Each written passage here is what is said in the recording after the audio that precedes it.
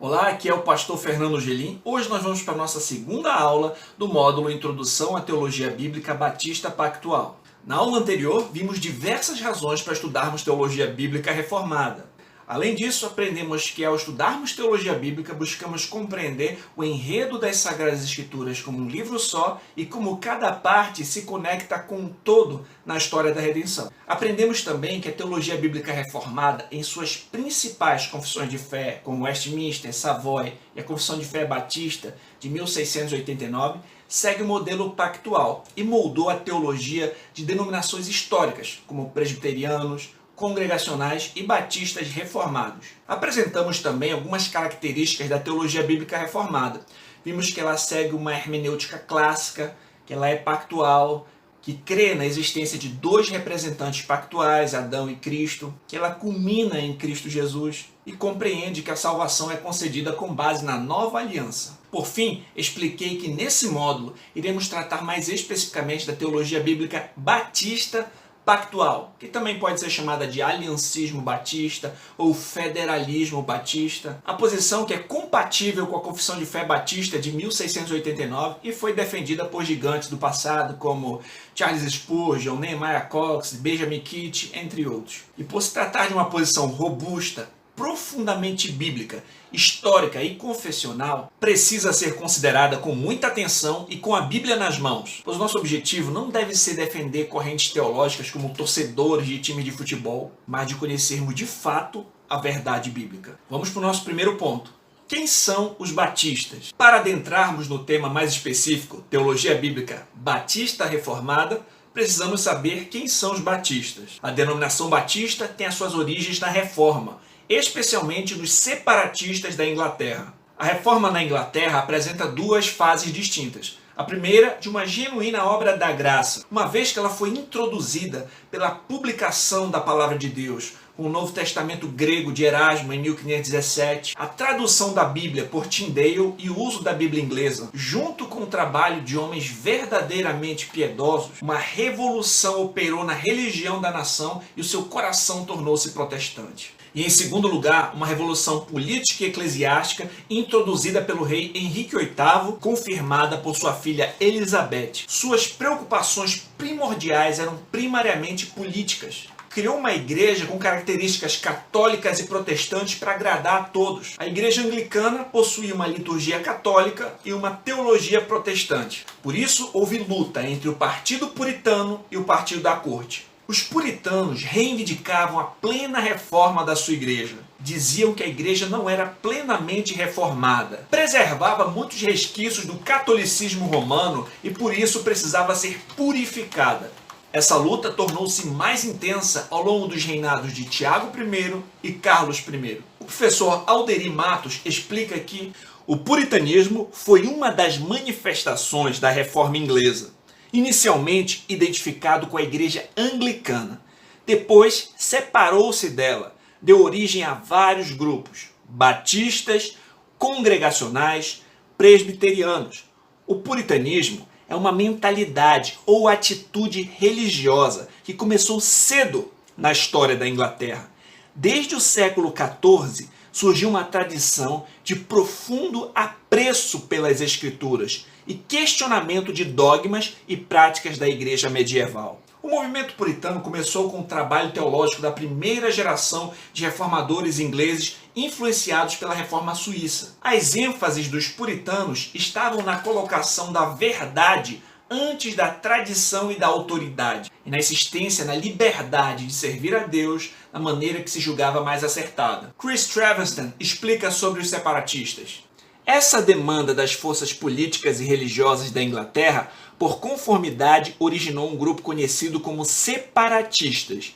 Os princípios por detrás desse movimento eram a separação entre igreja e Estado, doutrina pura, livre de interesses políticos e reforma geral da igreja. Os separatistas levavam a Bíblia a sério, estavam determinados a entregarem suas vidas por causa dos seus ensinos. Eles afirmavam que a igreja era formada pelos redimidos e não por pessoas politizadas. Eles se recusavam a crer que a Bíblia ensinava alguma hierarquia governamental na igreja. regida de cima para baixo. Em vez disso, afirmavam um governo da igreja com alguma participação do povo, regida também pelos níveis inferiores. Além disso, eles prezavam por uma liturgia simples que enfatizasse o Deus Santo. Eles achavam que as formas de culto impostas pelo Estado e os escritos auxiliares da Igreja da Inglaterra levavam o povo a enfatizar a forma e não a soberania de Deus, substância.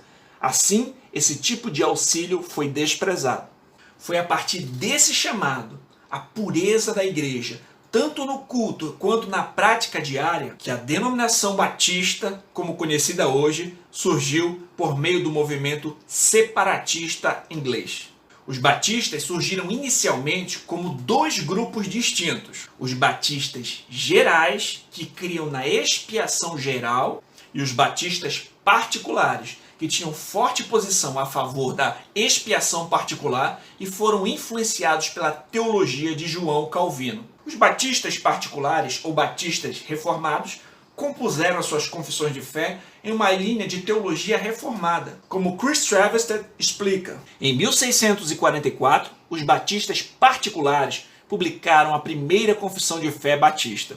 Essa confissão era calvinista e rejeitava todas as insinuações de que eles eram anabatistas.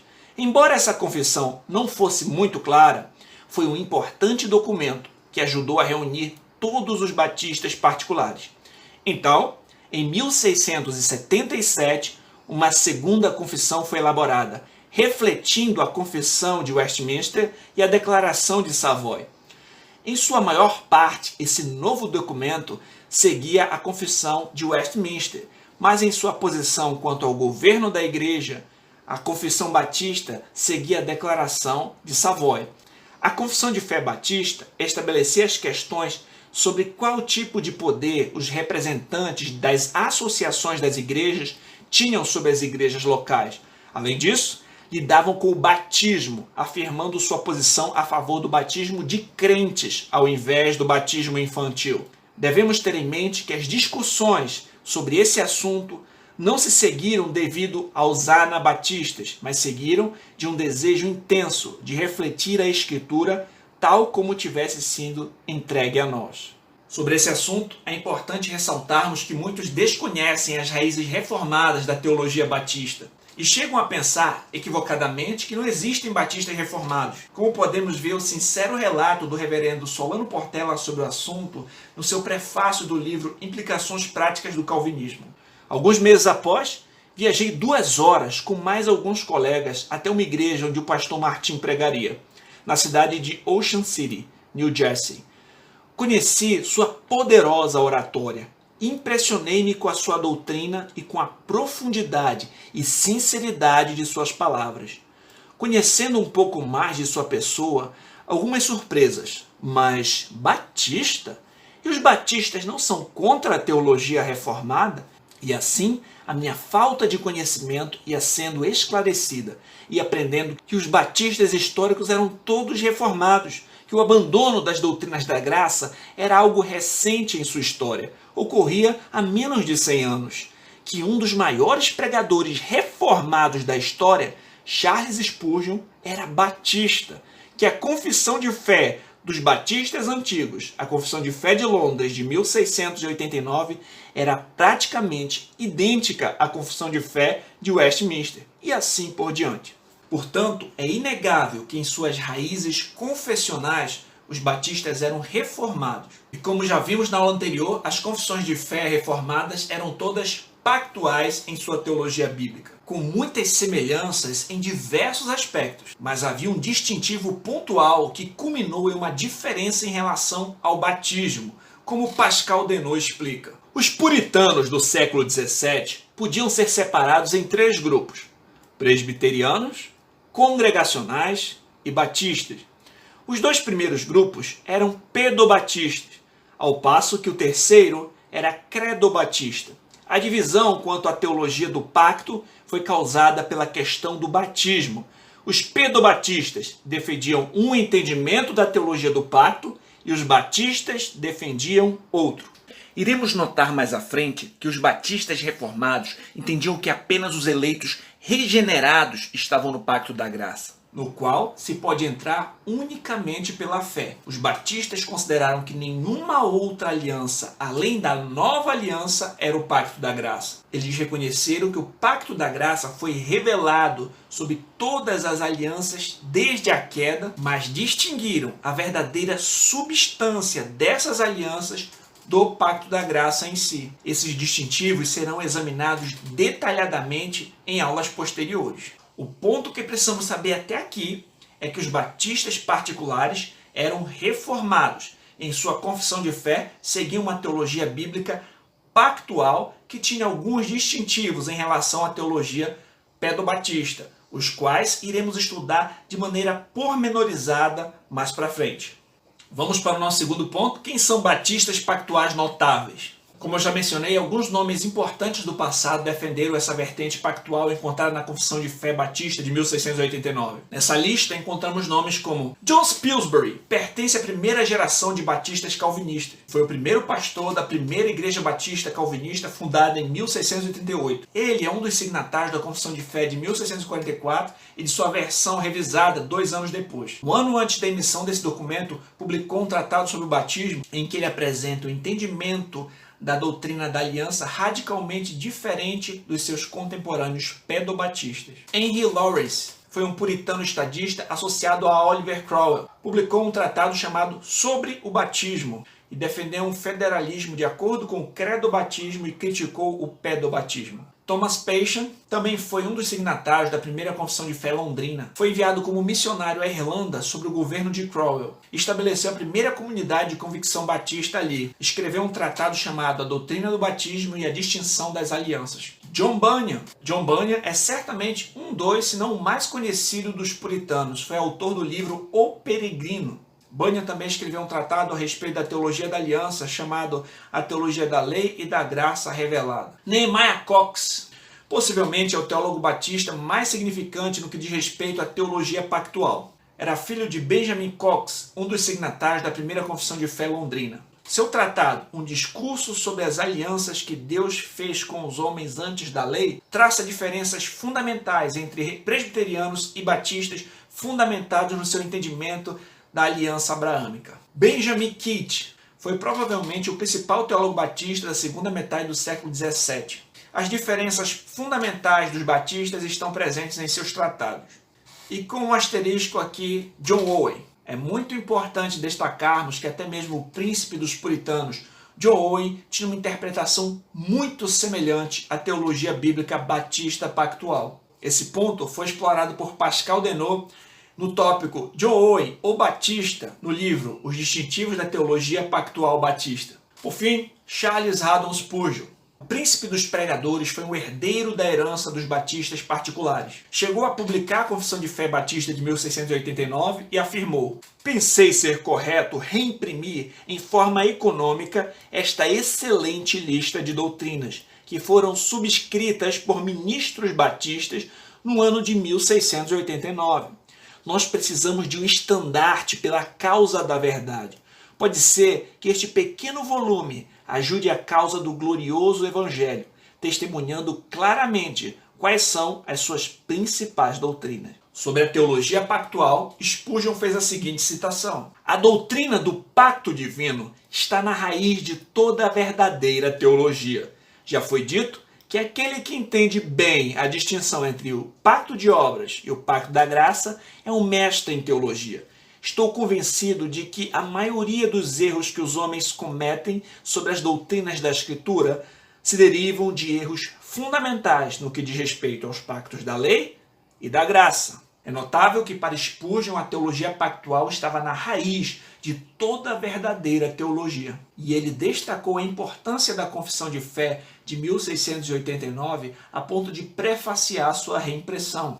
Atualmente, nomes como Pascal Denot, Jeffrey Johnson, Thomas Nettles, Samuel Henihan, James Henihan, Richard Barcellos, Sam Waldron são alguns dos diversos nomes que têm feito parte do legado dos batistas pactuais e têm publicado diversos livros sobre o assunto. Vamos então para o nosso terceiro ponto, um resumo do enredo das Sagradas Escrituras. Agora que já entendemos quem são os batistas e as raízes de sua teologia, a qual busca a verdade das Escrituras, vamos partir para uma próxima etapa. Examinaremos o enredo das Sagradas Escrituras em um voo panorâmico para termos uma visão geral da história, para posteriormente pousarmos o avião e tratarmos de temas mais específicos, termos teológicos e outros detalhes. Já notamos que o Senhor tem um plano que se desenvolve ao longo da história de maneira magistral, trazendo glória para si mesmo. Em seu capítulo sobre a aliança de Deus, a Confissão de Fé Batista, de 1689, explica: esta aliança é revelada no Evangelho, primeiramente a Adão, na promessa de salvação pela semente da mulher, e depois por etapas sucessivas, até que a sua plena revelação foi completada no Novo Testamento e é fundada naquela transação da eterna aliança que houve entre o Pai e o Filho para a redenção dos eleitos. E é somente pela graça desta aliança que todos, da caída posteridade de Adão, que já foram salvos, obtiveram a vida e a bem-aventurada imortalidade. O homem agora é totalmente incapaz de ser aceito por Deus naqueles termos em que Adão permanecia em seu estado de inocência. Notamos que os 66 livros da Bíblia contam uma grande história e que observarmos as alianças que Deus fez nos ajudará a compreendermos a grande narrativa e a teologia da Bíblia. Vamos então examinar as Escrituras. Vamos começar pelo Antigo Testamento. Deus criou todas as coisas, fez o ser humano à sua imagem e semelhança. O Senhor fez uma aliança condicional com Adão no Éden, na qual, se ele obedecesse, poderia comer da árvore da vida e viver eternamente. Entretanto, se ele desobedecesse, morreria, com todas as implicações dessa morte, física, espiritual e eterna. Adão e Eva, seduzidos pela serpente, o diabo, pecaram contra Deus, quebraram a aliança, sofrendo as consequências da queda. Por ser Adão o cabeça federal da humanidade, ou seja, um indivíduo que representa um grupo, toda a sua descendência foi afetada por seu pecado. Após a queda, o Senhor prometeu que um descendente da mulher esmagaria a cabeça da serpente e ela lhe feriria o calcanhar. Notamos a promessa divina que um descendente da mulher daria um golpe fatal na cabeça da serpente. Essa é a primeira promessa do Evangelho nas Escrituras, também chamada de proto-evangelho, apontando para o Messias, aquele que viria para desfazer as obras do diabo. Ao longo de todo o Antigo Testamento, essa promessa a respeito do descendente da mulher se desenvolve através de tipos, sinais e sombras que apontavam para Cristo. Como já foi exposto, após a queda, toda a criação foi afetada. Os descendentes do primeiro casal protagonizaram uma história trágica. Caim mata Abel. Em seguida, Lameque, filho de Caim, também se torna assassino. E a imoralidade se multiplica grandemente na terra. Diante da perversidade do coração humano, o Senhor emite um juízo.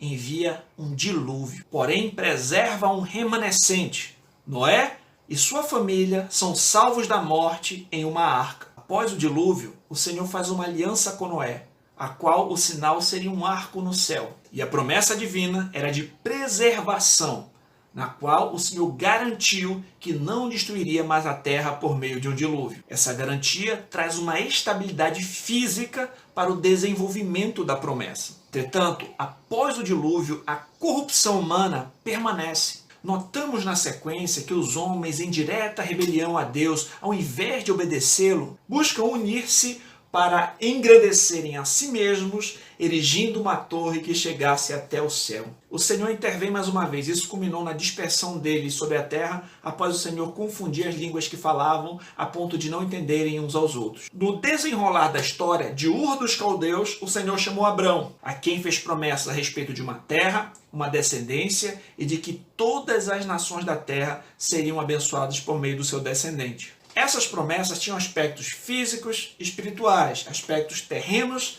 e celestiais, aspectos condicionais e aspectos incondicionais. Os aspectos físicos da aliança abraâmica se cumpriram na nação de Israel. O sinal dessa aliança era a circuncisão física e a terra prometida era Canaã. E o desenvolvimento da mesma se dá com a sua descendência física na nação de Israel sob a antiga aliança. Entretanto, os aspectos espirituais da aliança abraâmica se referiam a Cristo, o descendente de Abraão, e se cumpririam na nova aliança. A circuncisão na nova aliança é no coração.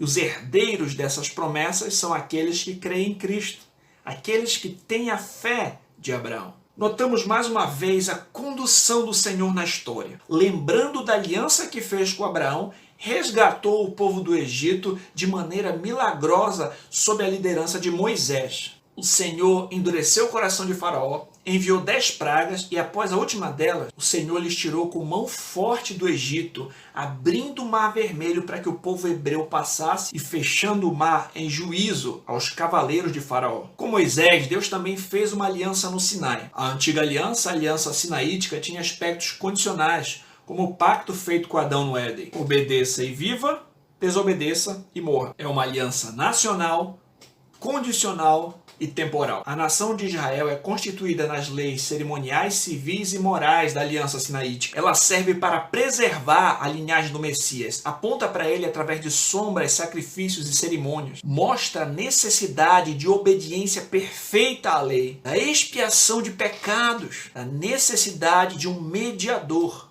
e serve de aio para conduzir a Cristo. Depois da morte de Moisés, o Senhor levanta Josué para adentrar a terra que prometera, Canaã. De maneira sobrenatural, as muralhas de Jericó são derribadas e a terra é conquistada. Posteriormente, após a morte de Josué, o Senhor suscitou juízes para guiar a nação de Israel, que fez o que é mal perante o Senhor, seguindo o costume das nações pagãs. Na sequência, o povo de Israel, que embora soubesse que o Senhor era o seu Deus, desejou um rei como o das outras nações, escolheu Saul. Como seu rei, esse se tornou transgressor. Porém, um rei segundo o coração de Deus, da linhagem de Judá, foi escolhido conforme a profecia de Jacó. Fez Deus uma aliança com Davi e prometeu a este que um descendente seu herdaria o trono para sempre. Essa promessa também se referia a Jesus Cristo. Após a morte de Davi, Salomão, seu filho, reinou em um período de grande prosperidade em Israel. Porém, Salomão não era o descendente prometido em última instância. Após sua morte, seu filho Roboão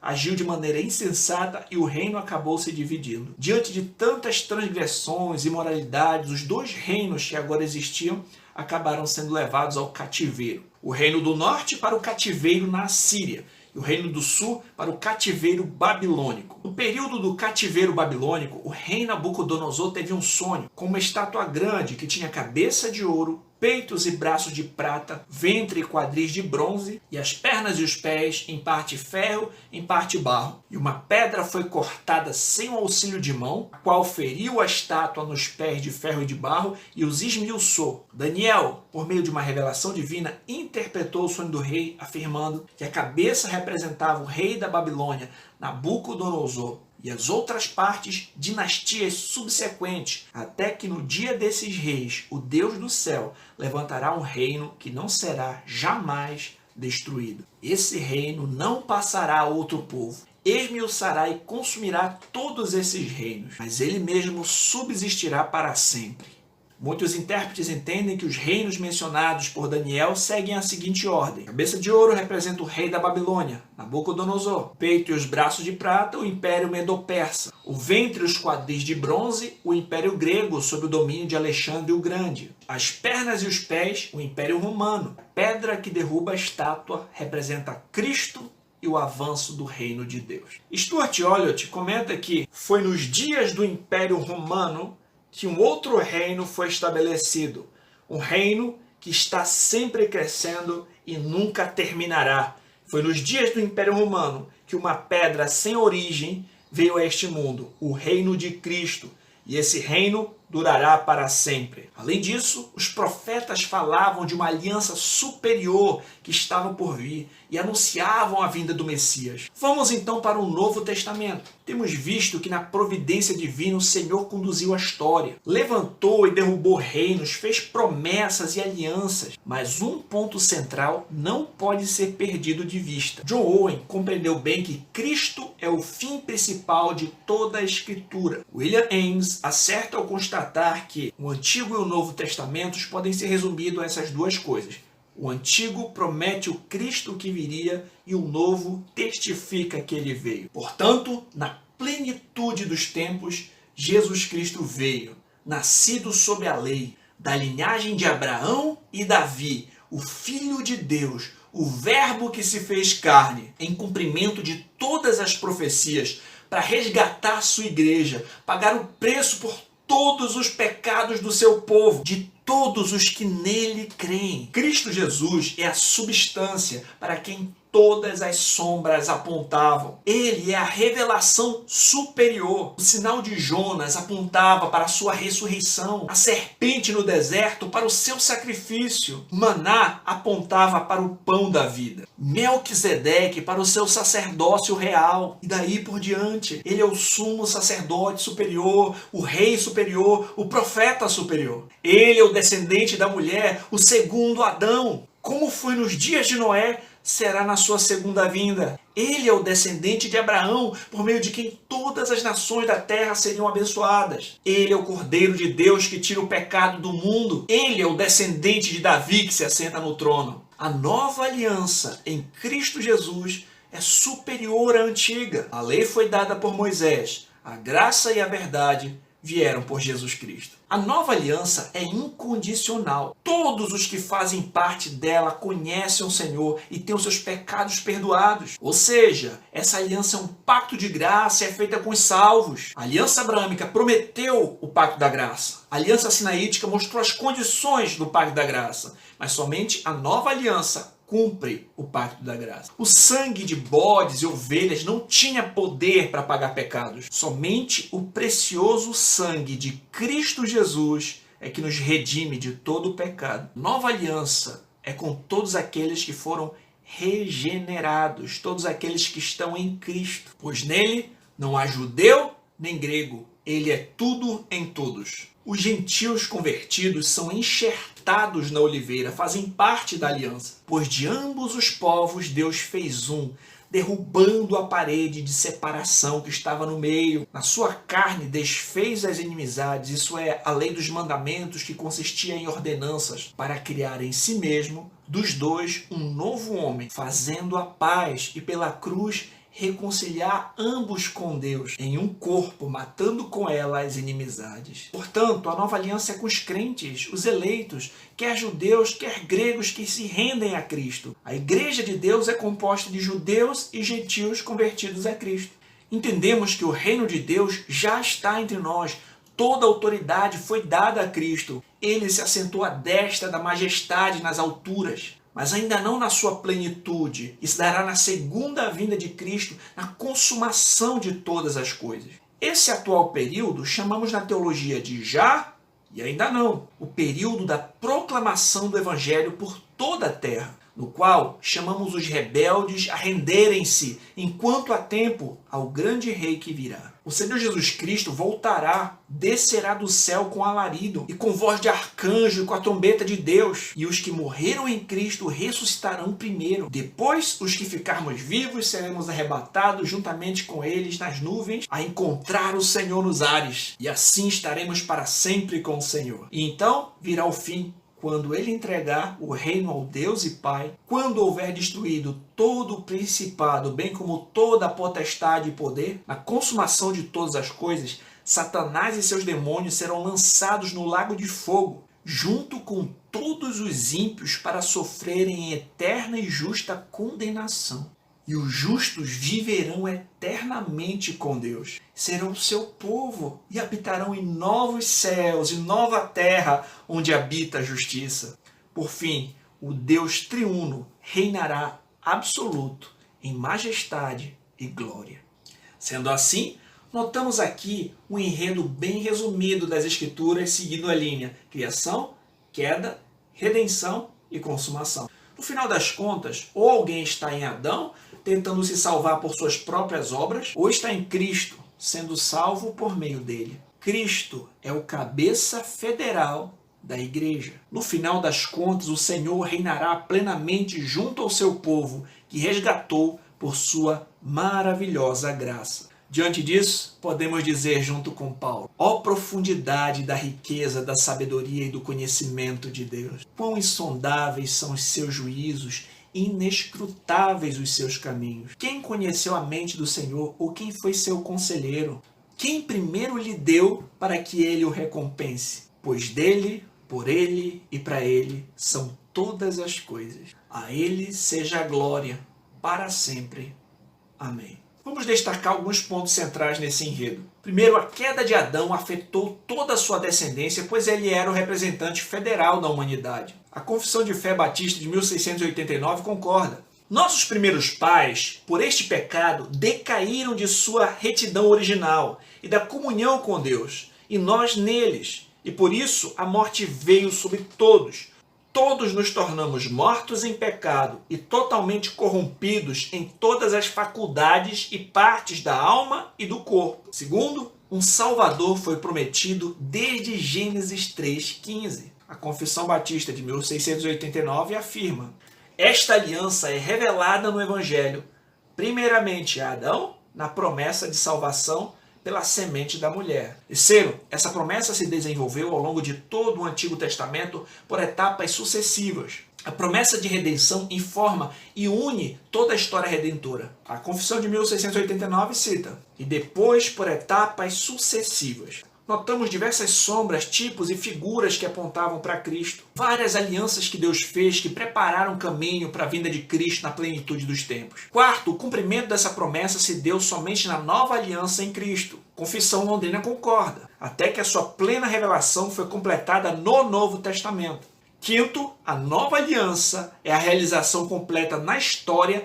da eterna aliança de redenção. A nova aliança, o Pacto da Graça, ocorreu com base na eterna aliança entre as pessoas da Trindade antes da fundação do mundo. A Confissão de Fé Batista de 1689 explica: e é fundada naquela transação da eterna aliança que houve entre o Pai e o Filho para a redenção dos eleitos. Sexto, existem apenas duas situações em que os seres humanos podem se encontrar: ou estão condenados em Adão, ou salvos em Cristo. A Confissão Londrina afirma: e é somente pela graça desta aliança que todos da caída posteridade de Adão, que já foram salvos, obtiveram a vida e a bem-aventurada imortalidade. O homem é agora totalmente incapaz de ser aceito por Deus naqueles termos em que Adão permanecia em seu estado de inocência. As alianças nas Escrituras. Notamos nesse breve resumo algumas alianças mencionadas nas Escrituras, as quais iremos trabalhar com maior profundidade nas próximas aulas. Entretanto, já podemos identificá-las. Nós vemos a aliança com Adão, Noé, Abraão, Moisés, Davi e Jesus Cristo. Para concluir, aprendemos na aula de hoje que os batistas têm uma herança reformada em sua história e pactual em sua confissão de fé. Daí o nome Teologia Bíblica Batista Pactual. Além disso, conhecemos alguns nomes proeminentes que defenderam essa posição. Posteriormente, fizemos um panorama geral das Escrituras, observando o enredo bíblico de maneira resumida e destacamos alguns pontos centrais, para que nas próximas aulas tenhamos uma base para podermos aprofundar os assuntos de maneira mais teológica e específica. Iremos trabalhar o significado de alguns termos como sombra, substância, tipo, antítipo, pacto de obras, pacto da graça, pacto da redenção, etc.